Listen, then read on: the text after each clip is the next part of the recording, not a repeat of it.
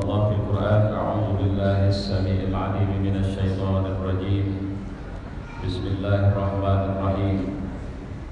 إن الله يحب الذين يقاتلون في سبيله صفا كأنهم بنيان مرصوص. Sesungguhnya Allah menyukai orang yang berperang di jalannya dalam barisan yang teratur, seperti bangunan yang tersusun kokoh. Rasulullah qala: "Wa man azlamu mimman iftara 'ala Allahi al-kadzib wa huwa yad'u 'ila al-Islam wallahu la yahdi al-qawma adh-dhalimin. Yuriduna liyutfi'u nura Allahi bi afwahihim wallahu mutimmu nurihi walau kariha al-kafirun. Walladzi arsala rasulahu bil huda wa dinil haqq liyuzhirahu 'ala ad-din kullihi walau karihal musyrikun." Rasulullah qala: "A'udzu billahi as-sami'il 'alim minasy syaithanir rajim. Bismillahirrahmanirrahim. Innamal mu'minuna ikhwatun fa aslihu baina akhawaykum wattaqullaha la'allakum turhamun." Rasulullah qala Rasulullah sallallahu alaihi wasallam: "Man la yahtamma bi amril muslimin aw bi amril mu'minin falaysa minhum." Shadaqallah wa shadaqa rasuluh wa ba'd. Pertama, saya mengucapkan semoga Allah terus menguatkan keimanan kita, memberikan kekuatan kepada kita untuk mewujudkan keimanan kita di semua keadaan diri kita, memberi karunia untuk bisa istiqomah dalam mewujudkan keimanan itu, bergembira dalam taat kepada Allah dan Rasul-Nya, menyukai untuk terlibat dengan semua kegiatan yang menjayakan agama Allah, perhatian dengan semua urusan umat Islam, dan kemudian tergerak untuk ikut serta memberikan solusi dari masalah-masalah yang menimpa umat Islam. Kalau ditanya sehat, saya sedang tidak sehat, tapi tidak ada alasan bagi saya untuk kemudian mengistirahatkan tubuh saya sebentar ini, karena sebab kalaupun saya istirahat di rumah, pikiran saya tidak istirahat. Itu yang membuat kondisi saya pikir disinilah letak istimewanya kita. Kekuatan umat Islam tidak ditandai dengan, walaupun sebenarnya itu dibutuhkan, tapi itu bukan faktor satu-satunya untuk terlibat dengan semua kegiatan menegakkan atau menjayakan agama Allah. Hari ini banyak orang-orang mukmin yang memiliki fisik-fisik yang sehat, harta kekayaan yang berlimpah, kedudukan yang sebenarnya juga memiliki kekuatan untuk bisa menentukan, tapi sayangnya ruh mereka ringkih. Mereka mengidap penyakit-penyakit besar yang diantaranya disebut oleh Nabi Sallallahu Alaihi Wasallam dengan sebutan penyakit wahan. Penyakit wahan inilah yang menyebabkan lemahnya, walaupun kita berkumpul tapi tidak saling terikat, walaupun kita bersama tapi tidak ada rasa persamaan itu atau rasa kebersamaan itu. Penyakit ini juga bisa memaksa kita untuk serakah demi kepentingan kita sendiri, tidak peduli dengan apa yang menjadi masalah dan bagi orang yang menimpa orang lain, sehingga hilang di tengah kita sikap empati. Empati itu artinya merasakan apa yang dimiliki peristiwa yang menimpa orang lain, bahkan menyebabkan kita tidak bisa nyenyak, tidak bisa tidur tenang, tidak bisa makan enak. Sama seperti seorang ibu yang anaknya masuk ruang ICU dan kemudian dihidangkanlah kepadanya makanan-makanan yang enak, dia pasti akan tidak bisa makan sebelum dia mendapatkan kejelasan bagaimana perkembangan kesehatan anaknya. Apa masalah yang membuat umat Islam tidak seperti ini? Terputus cerita tentang Suriah dari kita, terputus cerita tentang Palestina dari kita, terputus cerita tentang Myanmar dari kita, terputus cerita tentang Muslim Filipina, Muslim Thailand, Muslim Kashmir, beberapa negeri Muslim di Eropa Timur misalnya. Terputus cerita tentang betapa jahatnya perlakuan orang-orang yang mengidap penyakit Islamofobia di Eropa, di Amerika, di Australia, dan kita lebih malah menyibukkan diri dalam urusan perut kita, cari makan kita, bagaimana sekolah anak kita. Sekarang sekolah pun bagaimana kalau tamat dia kerjanya bisa apa. Hari ini kita tidak punya mimpi besar bahwa satu dari sekian anakku harus menjadi orang yang memberikan manfaat besar bagi negeri ini. Kita hanya berpikir bagaimana dia punya uang banyak. Hari ini tidak ada ghirah kita ketika sebahagian muslimah di luar sana, mereka itu keluar seperti berdandan tapi sebenarnya mereka sudah seperti telanjang. Tidak ada rasa teriris, tidak ada rasa menangis. Bahkan orang tuanya memberikan atau membenarkan uangnya untuk anak gadisnya membeli baju seperti itu. Hari ini kita seperti tidak peduli bahwa negeri ini sudah disandra anak-anak kita. Dengan apa? Dengan narkoba. Nyaris saya pergi ke satu daerah yang sepeda motor saja susah jalan, tapi narkoba sudah ada bandarnya di sana. Hari ini kita tidak sadar bahwa sebenarnya kita dimasukkan ke dalam wilayah area ketidakpedulian terhadap nasib umat Islam sendiri. Padahal Allah mengatakan, Innallaha la yughayyiru ma biqaumin hatta yughayyiru ma bi anfusihim. Allah tidak akan merubah bangsa ini. Allah tidak akan merubah nasib kita. Kalau sering terjemahnya begitu. Saya lebih suka ini kalau mau bicara an-nasib atau unsur yang bisa melakukan perubahan, maka mulailah dari dirimu dan mulailah dari your mind, dari pikiranmu. Perhatikanlah saf mana yang akan kau isi. Apakah kau akan berada di saf terdepan, saf kedua, saf ketiga, dan cobalah perhatikan fungsi apa yang bisa kau hidupkan di situ. Allah tidak akan merubah nasib satu kaum sebelum kita memposisikan diri kita dalam saf ini. Allah tidak akan merubah nasib kita. Allah tidak akan merubah apa yang akan terjadi di negeri ini sebelum kita bergerak. Sebelum kita tidak melihat bahwa kita cuma sekedar ibu rumah tangga, tapi kita adalah seorang muslimah. Sebelum kita melihat bahwa saya bukan sekedar seorang anak muda, tapi pemuda yang ditumbuh kontribusinya oleh agama ini. Sebelum kita melihat bahwa aku bukan sekedar seorang ayah saja, tapi sebenarnya Allah mengharapkan aku berdiri pada posisi sebagai seorang mujahid. Allah tidak akan rubah nasib satu kaum sebelum pikiran-pikiran kita secara total mengerti Islam sebagai agama dan kemudian tidak sekedar berhenti di situ. Mewujud nyatakan Islam dalam tindakan-tindakan, dalam perilaku-perilaku kita, sehingga Islam menjadi nilai-nilai yang hidup dan kelihatanlah suasana yang Islami itu. Allah tidak akan merubah nasib kita cuma sekedar kita mengaji.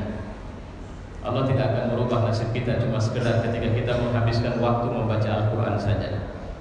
Allah tidak akan merubah nasib kita ketika masjid kita sudah dipenuhi banyak orang, tapi begitu keluar masjid mereka tidak mampu melakukan atau menghidupkan atau mengaktifasi nilai-nilai Islam di sana. Allah tidak akan merubah itu. Karena Allah tidak pernah membenarkan kita menjadi seorang muslim kecuali dengan tugas. Maka disinilah kelebihan kita menjadi muslim.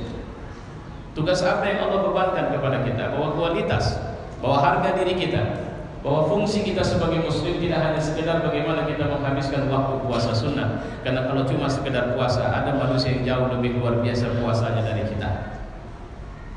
Kalau cuma sekedar mengekang hawa nafsu, ada orang yang kemudian menggaransi atau melakukan satu tindakan untuk tidak peduli dengan lawan jenisnya, dan dia mengambil waktu untuk hanya kepada Tuhannya, walaupun mereka gagal di beberapa hal. Allah tidak pernah biarkan kita menjadi muslim saja, karena Allah menginginkan kita menjadi dutanya. Allah menginginkan di dalam hati kita ada letupan-letupan kepedulian yang terus membuat kita bergerak dan tidak boleh berhenti. Allah mengingatkan kepada kita bahwa Dia telah ridho agama yang Dia berikan kepada kita ini, dan Dia sudah mengumumkan siapa yang masih mencari agama selain Islam maka Dia tidak akan kasih itu, dan Dia batalkan itu. Allah juga mengatakan kepada kita, jangan kalian takut, jangan kalian sedih, jangan kalian berduka, kalian yang lebih tinggi selama kalian menjadi seorang muslim. Allah mengingatkan kepada kita bahwa Dia menyertai kita di semua urusan kita. Karena apa? Urusan umat Islam bukan sekedar urusan perutnya. Urusan umat Islam adalah urusan yang 24 jam hidup mereka bekerja untuk menghidupkan cahaya-cahaya agama Allah ini yang sebenarnya sedang mengalami cahaya muram dan sebagainya. Dan kehadiran kita kemana? Adalah kehadiran yang insya Allah menunjukkan bahwa kita sedang peduli. Kehadiran kita kemari mudah-mudahan, kalau yang hadir ini banyak masih anak gadis, saya sering mengatakan jangan pernah merencanakan kau punya anak sedikit. Mulai hari ini lawan itu semua.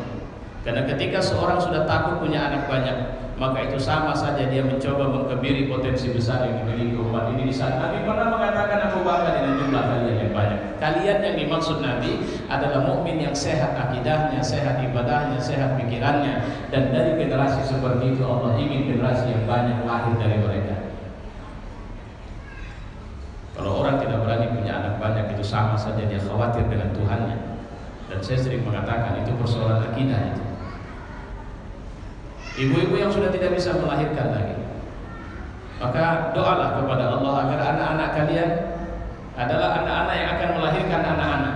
Kita butuh hari ini manusia sekelas Umar bin Khattab kualitasnya.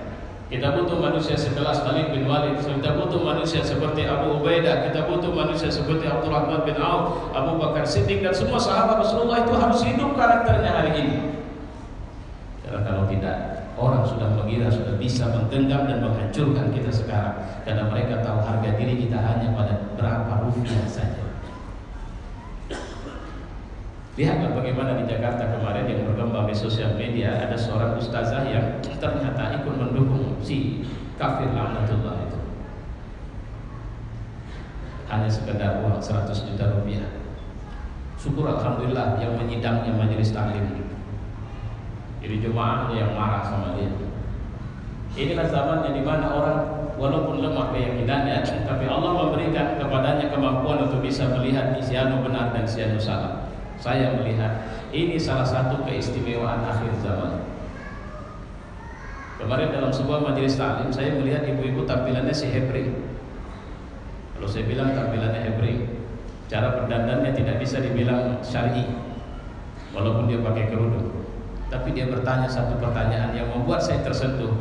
Kenapa Kiai Anu kok pikirannya kayak begitu, Ustaz? Ngomongnya kayak begitu. Saya tidak jawab pertanyaannya. Saya bilang apa? Ibu, pertanyaan ibu meyakinkan saya bahwa orang sesederhana ibu pikirannya sudah melihat bahwa dia tidak benar.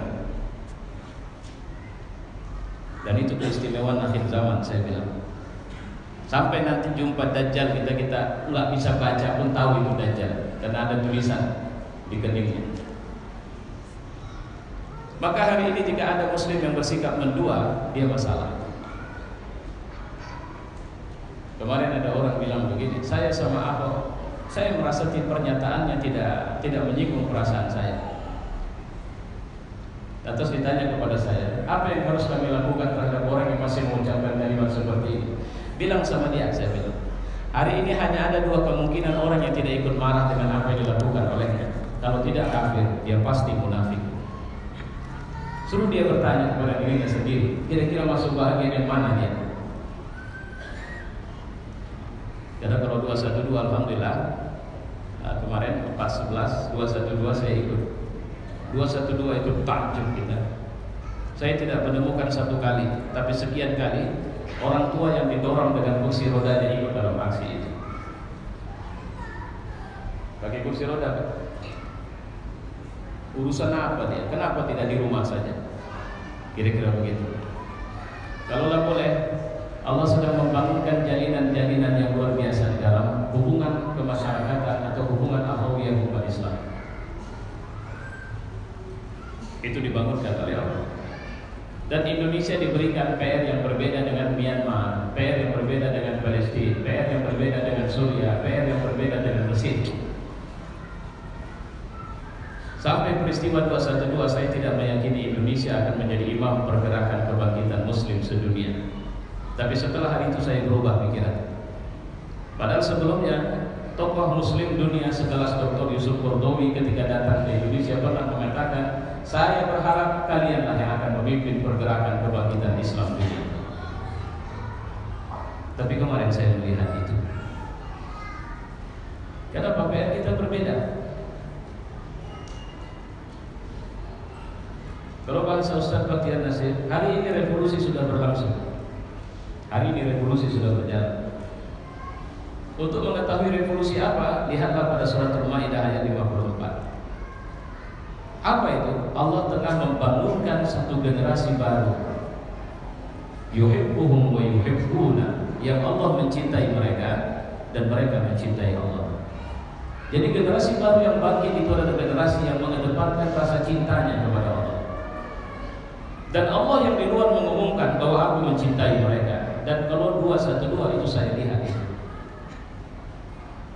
Apa yang saya lihat di sana? Versi Al Jazeera ada 7,5 juta orang kumpul. Saya sampai berpikir ini kayaknya bukan manusia semua, ini ada malaikatnya yang datang kemarin. Karena sampai jam 9-an saya melihat orang tidak banyak, belum banyak. Ya sudah ramai tapi tidak sepadat yang setelah menjelang datangnya sholat Jumat. Jadi kalau tingkat padatnya itu dahsyat menurut saya. 4.11 saya hadir. Kerumunan itu untuk menembus dari sini ke sana sulit karena orang tidak mau memberi jalan. Saya untuk pindah waktu itu Sumatera Utara mendaulat saya, kalau nanti ada peluang kita ikut orasi Ustaz, ayo kita ke bawah mobil komando. Jalan menuju mobil komando saya butuh waktu hampir 1 jam, padahal jaraknya sangat dekat sekali. Kenapa? Orang pada susah dilewati. Jumlah orang cuma sekitar 2-3 juta saja. Mata kepala saya menyaksikan pada 212, Masya Allah ketika selesai sholat Jumat, itu arus dari sana kemari, dari sini ke sana, massa yang cukup padat, traffic jam, bukan kendaraan tapi orang yang macet, tapi tidak ada yang bertuburan, tidak ada yang dorong-dorongan. Seperti ada komando yang mengajak mereka untuk kedepankan saudara. Dahsyat. Benar yang mereka bilang bahwa kalau saja tidak ada hujan bagaimana? Dari pagi loh, lepas sholat subuh orang sudah berbondong datang, kemudian bagaimana dengan wudunya? Ada toilet tapi antrinya panjang yang luar biasa. Tapi yang punya gawe acara, dia tahu bagaimana cara supaya orang bisa berwudu. Demi Allah saya menyaksikan, walaupun mungkin kabarnya Monas berbeda, karena kalau versi ceramah yang saya dengar dari Habib Rizik, menjelang sholat Jumat hujan turun dengan lebatnya, begitu Jumat atau khotib berbicara hujan berhenti. Tapi di Patung Kuda, di mana Sumatera Utara mengambil posisinya di situ, hujan turun sepanjang masuk waktu Jumat sampai berakhir sholat Jumat. Dahsyat. Orang bisa berwudu. Tapi yang lebih lagi, biasanya kalau ada kerumunan banyak itu ada mobil yang atau apa namanya itu yang water cannon yang disiramkan supaya orang jangan kepanasan. Itu kalau saja tidak ada hujan dari pagi sampai siang, bukan tidak mungkin akan banyak orang-orang yang pingsan karena mereka datang dari berbagai usia. Tapi pemilik gawe acara itu menurunkan hujan sebentar, berhenti, hujan, berhenti, hujan, berhenti, dan kemudian hujan sepanjang waktu sholat dari mulai khutbah. Maka saya hakul yakin Allah tengah menjalan atau membukakan peluangnya sama kita. Ini yang saya bilang, Indonesia sepertinya sejak hari itu saya percaya. Kenapa? Yang membuat saya percaya, yang bergerak hari itu bukan orang Jakarta saja. Dari Papua, dari Aceh, dari Kalimantan, dari Nusa Tenggara, dari seluruh Indonesia tumpah di sana. Artinya Allah memilih wakil-wakil Indonesia untuk hadir di sana. Kalau cuma sekedar Jakarta, mungkin daya pengaruhnya adalah Indonesia. Tapi karena seluruh Indonesia bertemu di sana, maka saya hakul yakin daya tularnya ini kepada dunia Islam insya Allah. Dan ini yang saya bilang bahwa akhirnya memunculkan kata takjub dari saudara-saudara kita di berbagai negeri. Walaupun versinya Amerika Wall Street Journal itu menyatakan di balik peristiwa atau orang yang kumpul ada ISIS-nya. Ya biasalah, otaknya sudah ngeres. Nah, dari titik ini, Masya Allah, akhirnya Allah memberikan PR baru dan warna asli Islam sebagai PR. Terus terang saya Masya Allah, banyak menangis belakangan ketika saya mengulang kembali membaca buku Ahmad Mansur Suryanegara, Api Sejarah. Akhirnya saya mengatakan bahwa sejarah Islam di negeri ini harus dihadirkan kembali atau disampaikan kembali kepada generasi baru di negeri ini. Bahwa istilah Indonesia, istilah nasionalis, istilah pergerakan, istilah kemerdekaan itu datang dari mulut para ulama yang didukung oleh santrinya waktu itu. Dan mereka banyak berdusta dengan penulisan sejarah negeri ini. Cut Nyak Dien bergerak dan dia tidak pernah bilang Belanda itu sebagai Belanda, tapi kafir. Tuanku Imam Bonjol sebenarnya adalah seorang guru, tapi kemudian dia marah dan memimpin pergerakan melawan Belanda. Di Ponorogo ketika syariat dirusak oleh Belanda, maka dia pun bergerak. Sultan Hasanuddin itu meminta pertolongan kepada Khilafah Turki Utsmani untuk memberikan nasihat atau masukan militer bagi perlawanannya terhadap Belanda. Fatahillah dalam rangka membebaskan Jakarta, dia juga belajar militer dulu ke Turki. Artinya ada jaringan kal jasadil wahid. Kita seperti tubuh yang satu. Jakarta hari itu telah menampilkan sejarah baru Indonesia, Muslim Indonesia. Kita berkumpul bukan karena partai kita sama. Kita berkumpul bukan karena ormas kita sama. Kita berkumpul bukan karena jenis kelamin kita sama. Kita berkumpul bukan karena mazhab kita sama, tapi kita berkumpul karena masalah kita sama, dan kekuatan kita harus bersinergi sejak hari itu. Terus apa yang harus kita lakukan?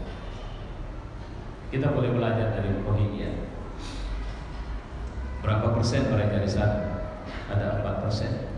PBB mencatat inilah suku yang paling tertindas di muka bumi. Jadi kalau sudah paling tertindas, orang itu tahu betul bahwa ada orang yang sedang ditindas habis-habisan. Biadab. Negara secara sistematis melakukan genosida. Kemarin Aung San Suu Kyi kita kira bahwa dia adalah tokoh demokrasi dan akan memberikan perubahan bagi masyarakat Muslim Rohingya. Tapi apa yang terjadi? Malah sejaman kepemimpinan beliau hari ini, militer turun secara sistematis melakukan pembantaian terhadap umat Islam di sana. Mereka tidak hanya membunuh, tapi menganiaya jenazah. Mereka membakar anak-anak, mereka menggantungnya, memotong tangannya, mencungkil matanya, membesek perutnya, mengeluarkan isi perutnya, memperkosa anak-anak perempuan. Setelah memperkosanya, mereka kemudian menganiayanya. Setelah kematiannya, mereka membakarnya, dan itu mereka lakukan terus-menerus tanpa perlawanan. Kita kalau melihat yang seperti ini, terus terang, demikianlah kalau kita sudah tidak punya kekuatan lagi. Dulu pernah ada satu pasukan tempur. Saat itu umat Islam berkumpul di dalam masjid. Karena sebab kekuatan umat Islam tidak berdaya menghadapi pasukan tempur ini, masjid dikira sebagai tempat perlindungan. Apa yang terjadi kemudian? Mereka mengejar ke dalam masjid, dan mereka tidak peduli yang mereka temukan anak-anak, perempuan atau orang tua. Maka setiap yang bernyawa mereka bunuh waktu itu. Catatan sejarah mereka sendiri mencatat bahwa tumpukan jenazah itu sampai sekitar 1-2 meter. Dan lorong-lorong kota Al-Quds itu dipenuhi dengan jenazah umat Islam yang mereka bantai waktu itu. Itu catatan hitam dari pasukan salib ketika mereka menaklukkan Yerusalem atau Al-Quds. Yang Tuhan ingin saya garis bawahi, kenapa sampai tidak berdaya seperti itu kita? Padahal kalau kita baca surat Al-Anfal, ketika Allah membriefing malaikat, inni ma'akum, aku bersama kalian. Fasabbitul ladzina amanu, malaikat, tugas kalian buat tegar itu orang beriman. Pokoknya jangan ada ketakutan dalam hati mereka. Sampai sekarang ada orang mengatakan, apa jilid selanjutnya? Setelah 3212, bagaimana nanti kalau Ahok tidak ditahan? Saya bilang, bagus. Kalau dia dibebaskan, bagus. Kenapa? Karena itu adalah api yang akan minyak yang akan mengobarkan semangat kita kembali, dan kita akan terus. Saya yakin tidak hanya sekedar persoalan itu yang sedang kita hadapi. Banyak persoalan besar yang Allah bukakan tiba-tiba saja ada sari roti. Kita nggak ada urusan sama sari roti. Kabarnya ada pengusaha yang memborong semua gerobak sari roti dan kasih gratis sama orang yang di 212. Sari rotinya belingsatan buat rilisnya overacting. Akhirnya muncul bonus dari Allah Subhanahu wa taala. Nih, kekuatan kalian yang lain. Cuma kita masih sampai pada tingkat memboikot. Harusnya ada juga jaringan retail usaha roti seperti itu yang digerakkan oleh umat Islam. Sari rotinya kolak, websitenya tidak bisa diakses lagi. Sebentar lagi kita bisa. Artinya sebenarnya kalau begitu Allah sedang hadirkan, bangun. kalian punya kekuatan. Bangun. Maka kekuatan itu sudah Allah bangkitkan dan kita sudah mulai berpikir. Tiba-tiba saja ada media yang rakyat tidak usah lagi pakai provokasi macam-macam. Begitu mereka tampil dengan seragam mereka, maka rakyat langsung mengatakan kalian penipu, metro tipu. Dan akhirnya sekarang hasil yang saya baca terakhir, ratingnya sudah berada setelah di atas TVRI saja. Jadi artinya sampai-sampai orang yang tidak begitu taat. Kemarin ada bertanya, bagaimana cara mendelete-nya dari TV rumah saya? Kalau saya juga tak mengerti sekali. Saya bilang, kalau saya sudah lama tidak nonton itu TV. Ya, jadi artinya Allah bangunkan kekuatan. Tapi kita punya sejarah di mana kita sangat tidak berdaya. Dan itu kenapa? Jawabannya adalah hilangnya wahdah, kesatuan. Apa yang terjadi di Indonesia sekarang ini adalah satu peristiwa yang kalau kita melakukannya secara sadar ratusan tahun pun belum tentu, dan memang belum, untuk menyatukan hati kita. Dan Allah mengatakan itu urusan Dia. Dan sekarang Masya Allah, insya Allah besok pagi akan ada aksi sholat subuh dengan melakukan proses tarbiyah iman, ya, materi jihad. Insya Allah di Masjid Al-Jihad juga akan berlaku, di Masjid Agung ada. Kalau ada yang mau dengar saya tausiah, besok pagi ikut ke Belawan sama saya, karena saya di Masjid Jami Belawan, ya, subuh. Artinya apa? Ada gerakan-gerakan yang para ulama itu ditanya, apa setelah ini? Jangan saja. Kalau mereka mengatakan revolusi, kalau untuk mewujudkan surat Al-Baqarah ayat 54, kalau Bakhtiar Ustaz, Bakhtiar Nasir bilang apa? 1 tahun kita butuh waktu menurut perkiraan kami. Tapi bukan tidak mungkin Allah akan percepat itu. Kenapa? Karena tugas kita banyak sekali. Muslim Indonesia akan memimpin, akan memberikan warna besar bagi pergerakan dunia. Para mujahidin kita di Suriah, para mujahidin kita yang ada di Palestina, orang-orang yang sekarang tertindas di Myanmar, itu sekarang merasa dan menunggu apa yang bisa kita buat selanjutnya. Mereka menunggu kita, dan kita harus bergerak terus. Bahkan apa yang dibuat oleh Salimah sekarang tidak harus pada hari ini saja, ini harus bergulir terus. Kemarin dengan KNFP saya mengatakan kepada mereka, seharusnya gerakkanlah para ustaz, karena mungkin mereka belum tahu berita ini, supaya umat Islam menyadari bahwa Palestina itu adalah PR umat Islam ke depan. Kita tidak akan bisa diam. Kalau Habib Rizik ditanya, kapan selesainya ini, Beb? Apa jawabannya? Nanti kalau kita udah masuk surga baru selesai ini semua. Artinya perjuangan untuk menegakkan agama Allah, Nabi saja pun sampai akhir hayatnya. Nah, apa yang terjadi bagi saya tidak panjang menceritakan rohingya, karena seperti kemarin di Masjid Agung juga ada yang dilakukan oleh adik-adik atau anak-anak lintas komunitas. Saya mengatakan kalaulah ada masalah yang saya speechless, tidak bisa banyak ngomong, adalah kasus Myanmar ini. Bahkan foto dan video yang di-share ke saya, sering saya tidak berani melihat. Kenapa? Saya pokoknya sudah tidak bisa lah begitu. Maka saya bilang tidak ada solusi bagi persoalan Myanmar itu kecuali mereka harus dipersenjatai untuk melawan militer, karena mereka diperangi. Tapi peperangan yang terjadi adalah peperangan yang sifatnya mereka sampai pada tingkat tidak berdaya, karena mereka diperangi, mereka bukan berperang melawan. Dan kenapa mereka diperangi? Jawabannya cuma satu, dan itu diungkapkan secara terbuka oleh pemerintah Myanmar, karena mereka Muslim, tidak yang lain. Dan karena ada kekhawatiran Muslim yang 4% itu akan memberi warna bagi Myanmar. Mereka takut itu, mereka tidak mau. Sama seperti di Indonesia, Muslim yang lebih dari 80% kita kira itu dikhawatirkan oleh kelompok minoritas akan memberi warna bagi negeri ini.